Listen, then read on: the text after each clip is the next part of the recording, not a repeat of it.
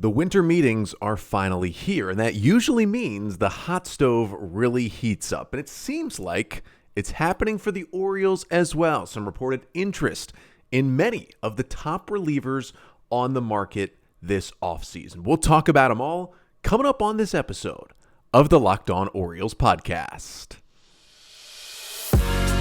You are Locked On Orioles, your daily Baltimore Orioles podcast. Part of the Locked On Podcast Network, your team every day. Hey there, Orioles fans. Today is Monday, December 4th, 2023, and welcome back into the Locked On Orioles podcast, part of the Locked On Podcast Network, your team every day. As always, I'm your host, Connor Newcomb, and coming up on today's episode, we are taking a look at some Orioles rumors from the last week or so as it pertains to free agency and trade. The O's have been linked to basically all of the top relief pitchers on the market. We'll talk about which ones I would like to see the Orioles get the best, which ones would fit the best, and are the Orioles really willing to spend that much on a relief pitcher? And then plus, we did get another Orioles and Dylan Cease link on Sunday that we'll chat about briefly coming up on this episode of the Locked On Orioles podcast, which is brought to you by FanDuel. Make every moment more. Right now, new customers get $150 in bonus bets with any winning $5 moneyline bet. That's $150 just if your team wins. So visit FanDuel.com/lockedon to get started today. So let's jump into it. The Orioles, over the last week or so, this really started back on Thursday, have begun to be connected to some free agents. And this will generally happen. You always see teams from the top baseball reporters that they are connected to this guy, they've reached out to this guy, they're interested in this guy. But it hasn't happened as much with the Orioles over the past couple of years. Now, some of that has been the Orioles, as you know, have not been super active in free agency the last few seasons, but also under this Mike Elias, John Angelo's front office, they haven't let a lot leak out really at all. So it's kind of surprising sometimes when the Orioles are linked to players in some of these rumors. So here are the big ones we got, and they're all about relief pitchers over the last few days. First, it was Jon Heyman last week on Thursday reporting that the O's have been in contact with four of the top relievers and arguably the four top closing options on the market. That's Josh Hader, Jordan Hicks, Craig Kimbrel, and Aroldis Chapman. And then a couple of days later, we got another report on Saturday, this one from John Morosi of MLB Network, who said Saturday that the O's are also showing interest in Robert Stevenson, who was the setup man for the Tampa Bay Rays this season. And you're looking at that and going, well, yeah, the Orioles certainly need a reliever. They were going to need at least one reliever anyway. And with Felix Bautista out for the entire 2024 season after undergoing Tommy John surgery and him just winning AL reliever of the year, that's a big hole to fill. I've argued the O's might need to go get two relievers this offseason to really solidify this bullpen. But a couple of weeks ago, when I did my Orioles free agent reliever wish list and talked about basically 10 free agent relievers that I would like to see the Orioles go after, none of these guys right here were really too prominent on that list. And the reason why is these are the kind of big money relievers, at least some of them, and other guys are older that scare me when they get on the mound. Specifically Josh Hader, who is projected to maybe get $100 million potentially in free agency this offseason. And now, it's good to remember when we talk about these rumors, again, these are reliable sources, Jon Heyman and John Morosi, very close to sources in the game. But it's good to remember that the Orioles are always going to do their due diligence on guys, right? Like, they did check in on, Carlos Correa the past couple of off seasons. Now, we got excited about that, but it didn't mean they were going to give out the money it took to get Carlos Correa. And generally, they are going to check in with players and their agents just about, hey, what's the price? Here's what we're willing. We are interested in you, but what is it going to cost to sign you? And sometimes even just that, which the O's will do on most free agents, depending on level of interest, gets reported as interest. And technically it is, right? The Orioles would love to have Josh Hader in their bullpen, I'm sure. But when they check in and the agent says, yeah, we're looking for at least 5 years and $100 million, the Orioles kind of check out, right? But it still can be reported as interest. So you have to take that into account when you talk about these rumors, but you're not really seeing the Orioles, right, connected to like, oh, they've checked in on Blake Snell or Yamamoto or Shohei Ohtani. There's guys that are just clearly outside of their price range set by John Angelos right now. But these are five relievers who could all be impact guys. These are five of the most notable names / best performers on the relief market this offseason. So I wanted to just rank these guys 1 through 5. Because again, I didn't talk about all of them when I did my free agent reliever wish list because I just thought some of these guys are out of the Orioles price range. But I wanted to talk about all 5 of them, see who would fit the best, who I'd like to see the most on the Orioles. So let's start with number 1. And this might be a little surprising because you could argue that number 1 on this list of the 5 is probably the least known name of the 5. And that is the right-hander Robert Stevenson. Of these 5 guys I mentioned with the Orioles linked to, Hicks, Kimbrel, Chapman, Hader, and Stevenson, I would put Robert Stevenson number 1 on the wish list for the Orioles of these guys. Now, the reason why Robert Stevenson is not super well known is that because despite the fact that he's been in Major League Baseball since 2016, he hasn't exactly been very good that often. Stevenson was a former first-round pick by the Cincinnati Reds all the way back in 2011, now 31 years old, made it to the big leagues in 2016 with Cincinnati, but was a failed starter for 3 years, just was not good. So they moved him to the bullpen because he still had talent, still had stuff, and he was a first-round pick. And it got a little better at times in the bullpen, as it usually does for guys who are failed starters. But they still couldn't quite figure it out. And he did have a 3.13 ERA in 2021, but the other years around that, from 2019 to 22, it just wasn't very good in the bullpen either. And so he ends up getting traded to the Pirates from the Rockies at the deadline last year, 2 very bad teams. He comes back with the Pirates, another bad team in 2023, and he's still struggling out of the bullpen. He has a 5.14 ERA with the Pirates. And then all of a sudden, the Rays go and trade for him. Before the deadline, they go and get Robert Stevenson. You're just looking at it, you're saying, the Rays see something here. And yes, he still had good stuff, good arm talent. Again, a former first-round pick who had stayed in the big leagues this long.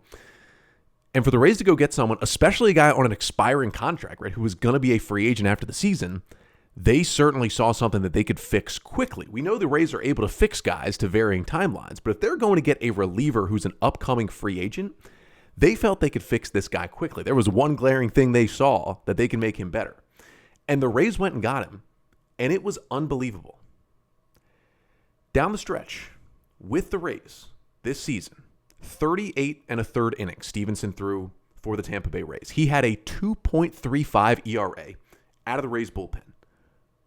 14 strikeouts per 9 and less than 2 walks per 9. That is absurd numbers. It's only 38 innings. That's not a huge sample size. It's solid for a relief season, but still, a normal full-size relief season, 60 to 70 innings, so you're looking at half of that.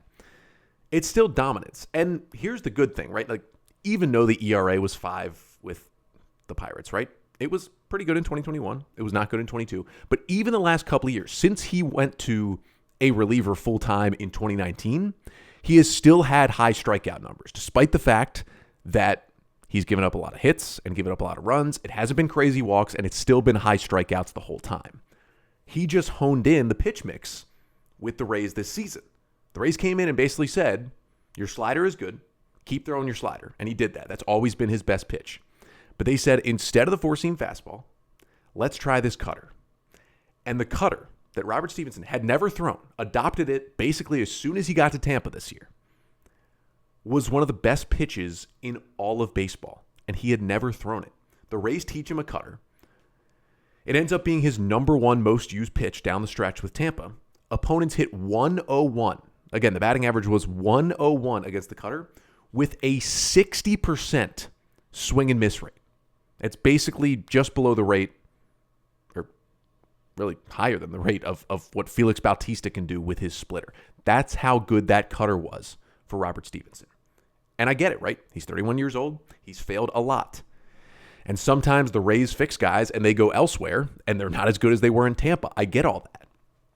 But the projections, and John Becker does his great spreadsheet, his free agency matrix that he puts out, John Becker of FanGraphs, to basically average out all the free agency projections out there and give you an average number. The average number for a Robert Stevenson contract projection is 3 years, $30 million. Yes, that's a significant investment in a relief pitcher for an Orioles team that has shown that it is very willing and able to kind of patch together a bullpen off the scrap heap. Failed starters from their own system, guys they claim off waivers, whatever it may be. They've put together a really good bullpen over the past few years doing just that. So maybe that makes them even less likely to spend $30 million and commit 3 years to a reliever for a team that hasn't given out a multi-year contract to anyone in free agency since Mike Elias and crew took over. I get that. But if they're going to do it and give it to a reliever and shore up this bullpen, Stevenson could be the guy. Now, he hasn't been a closer, right? And you worry about who's going to fill that role with Bautista out.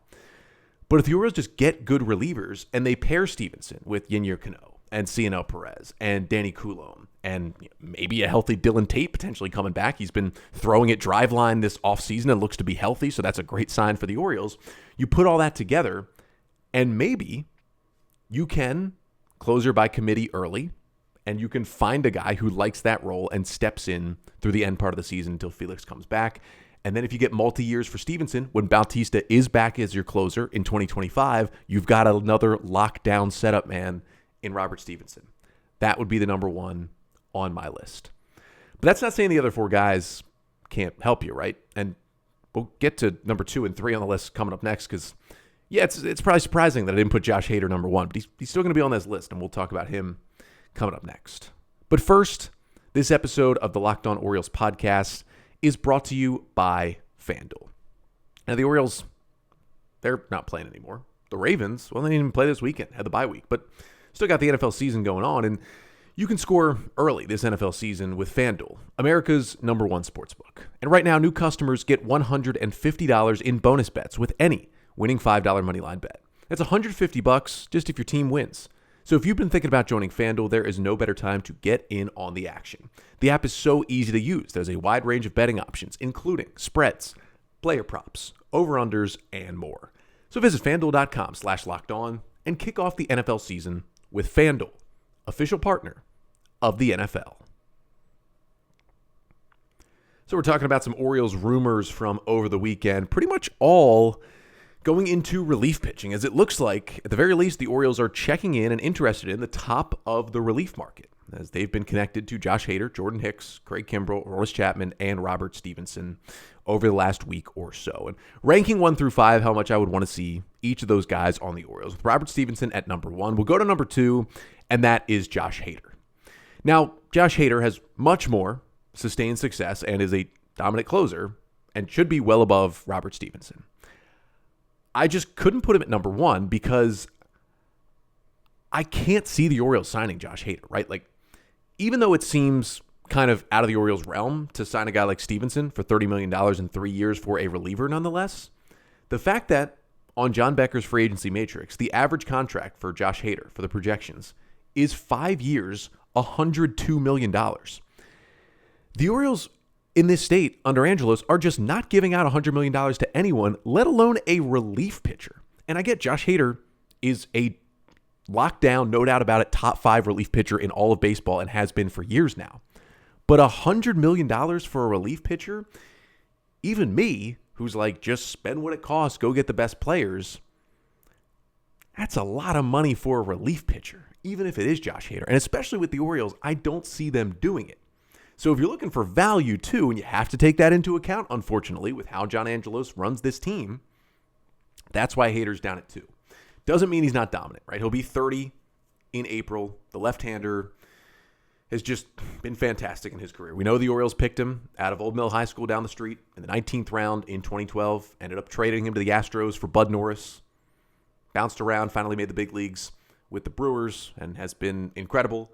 Traded to the Padres at the 2022 deadline, was great with San Diego, and now is a free agent for the first time in his career. Now, 2023 for Josh Hader was an incredible season. 56 in the third innings, 1.28 ERA, 33 saves, 37% strikeout rate, 13% walk rate. He's had a sub-3 ERA in 6 of his 7 big league seasons so far. Really, his only bad season was 2022, when he split the year between the Brewers and the Padres. And I think a lot of that had to do with the fact that the Brewers, who were in the race, traded their all-star closer to the Padres at the deadline last season.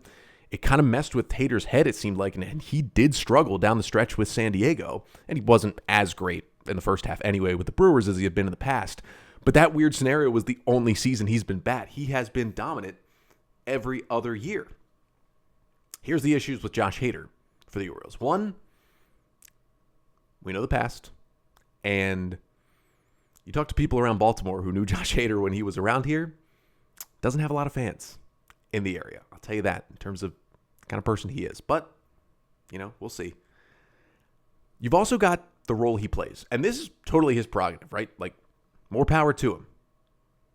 He refuses to pitch before the ninth and refuses to pitch more than one inning.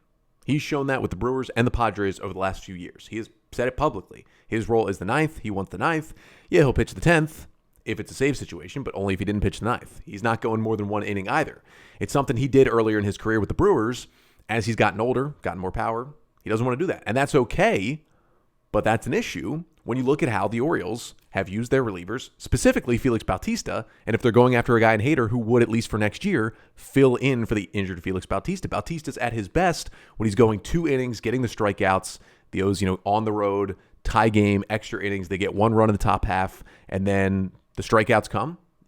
You get the guys out with the zombie runner staying at second, and you win the game by 1. Felix Bautista did that 4 times last season, and it was huge. And multiple other times, Bautista came in with 1 or 2 outs in the 8th, got out of a jam, and then finished the 9th for Orioles wins. Hader just will not do that, and it's something you have to take into account if you're giving out $100 million. So he's still the most talented reliever of these 5. It's not going to happen in Baltimore. Now, it's hard to put him below second because that's just crazy, but in general, I don't think it's going to happen. But again, would he make this team better? He absolutely would make this team better. Third on the list is Jordan Hicks for me. Jordan Hicks, an interesting reliever, right? Everyone knows him for the fact that he can run it up there to 104 on the gun with the fastball. His average fastball velocity, 100.3 miles per hour last season with the Cardinals, and then was traded to the Blue Jays at the deadline. His stats last year, 65 and 2/3 innings, 3.29 ERA, 58% ground ball rate, which is really good, 28% strikeout rate, lower than we're used to with Hicks, but an 11% walk rate was also a little lower than we're used to as well. He kind of found the zone a little bit more, and that was after back-to-back seasons with the Cardinals where there were questions. Had a 5.4 ERA in 2021, had a 4.8 ERA in 2022 after a really dominant early career for the 27-year-old righty who people might have thought, is he kind of losing it, right? He was walking more batters, wasn't getting as much swing and miss, wasn't getting as many grounders. He kind of reeled it back in and got back to what made him good this year. He's still going to be wild at times, but he throws a sinker that is like, I know it's average 100, but it seems like at times pretty consistently 102. That pitch is nasty. That gets a lot of people out. The projection from John Becker's free agency matrix is also 4 years and $44 million. So you're looking at even more years and more money than Robert Stevenson potentially.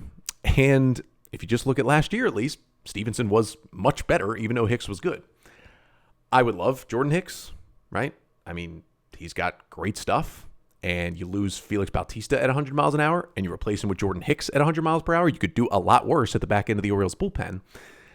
I just worry about the command issues and also a little bit about the price because of the Orioles not being willing to spend any money.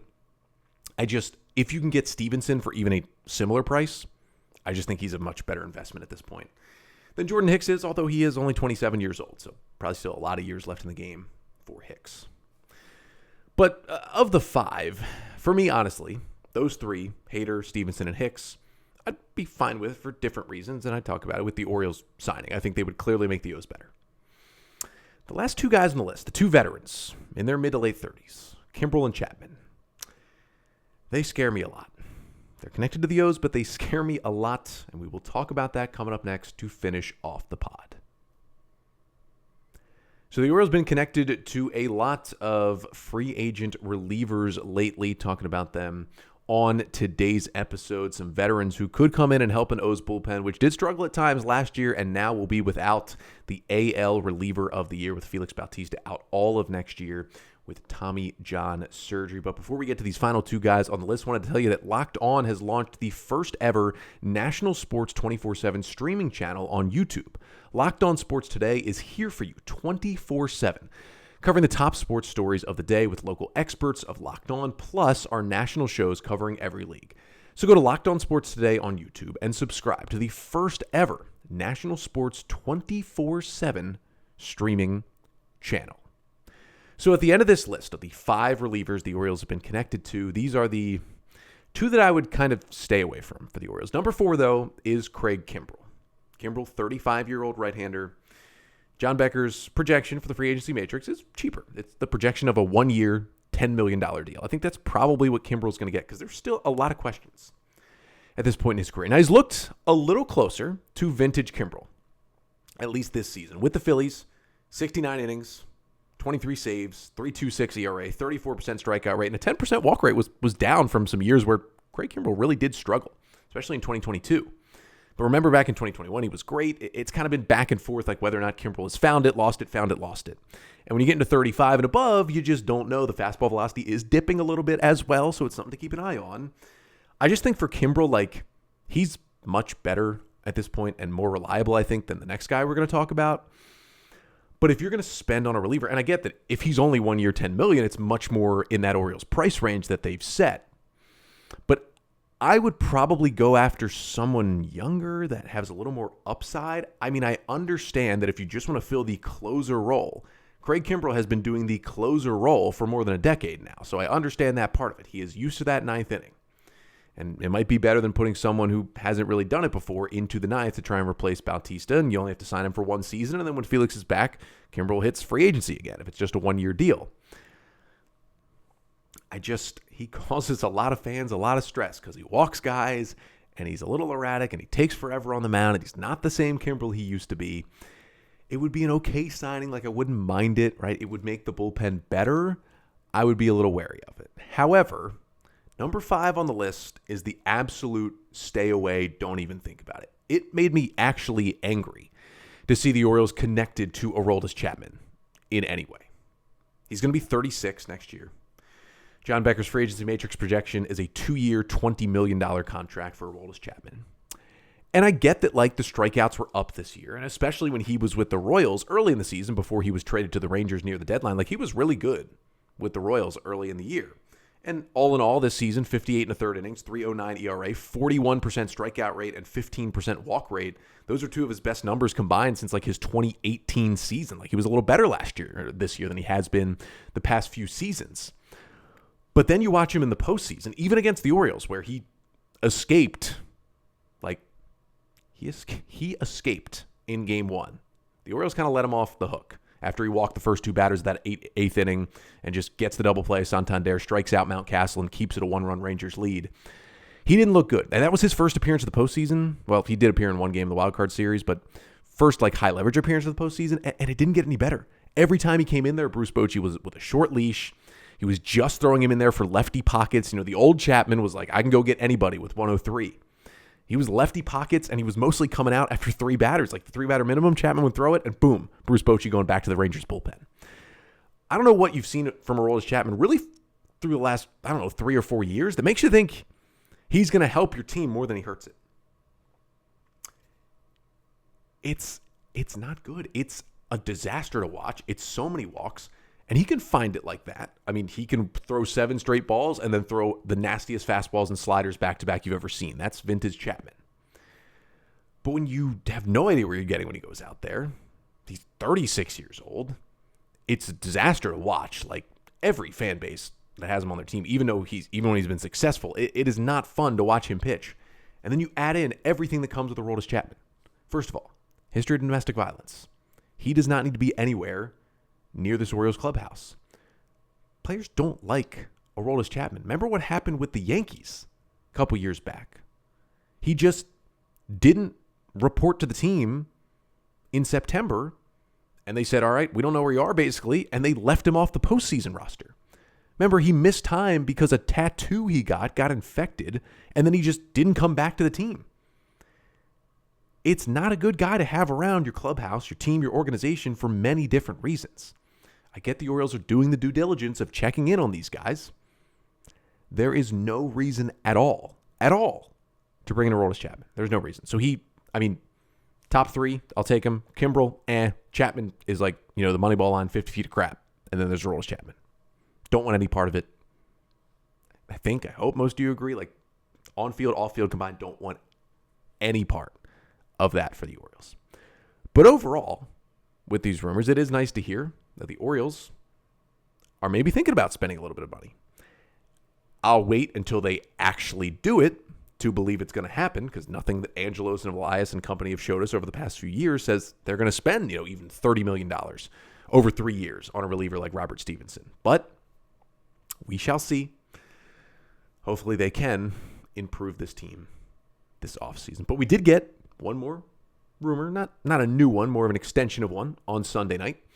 John Morosi of MLB Network tweeting out that the White Sox are continued in trade conversations for Dylan Cease, and he named 3 teams. It was the Braves, it was the Dodgers, and it was the Baltimore Orioles, named by Morosi, who he reported are legitimately in trade talks with the White Sox for Dylan Cease. Now, we had heard last year the Orioles were going after Cease at the deadline. The White Sox asked for Jackson Holliday. The Orioles said no, and that was kind of the end of those discussions before the 2023 trade deadline.